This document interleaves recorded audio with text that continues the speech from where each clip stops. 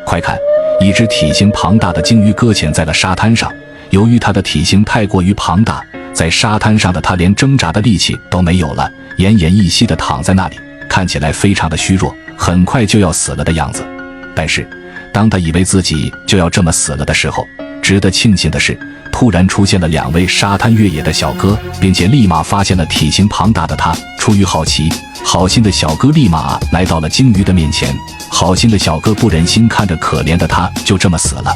于是立马对他展开了救援。然而由于鲸鱼的体型非常庞大，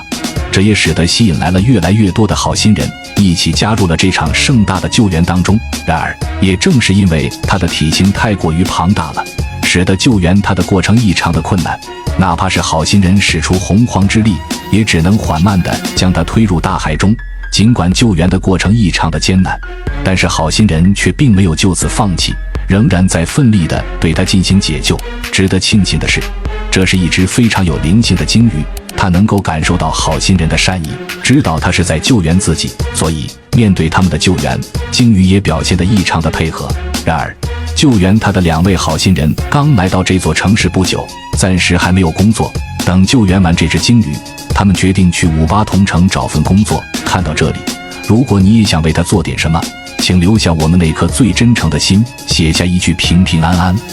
那么今年你一定会五福临门，四季欢喜。很快，在好心人的不懈努力下，鲸鱼终于被成功地推入了大海中，但是人们却无法将它推入更深的海域。就在这时，一个海浪拍打了过来，可怜的鲸鱼抓准了时机，疯狂地朝着大海的方向游动。也正是因为鲸鱼的这一举动，它终于得到了解救。回到了大海的它非常的雀跃，嘴巴里散发着欢快的叫声，仿佛是在感谢好心人对它的救援。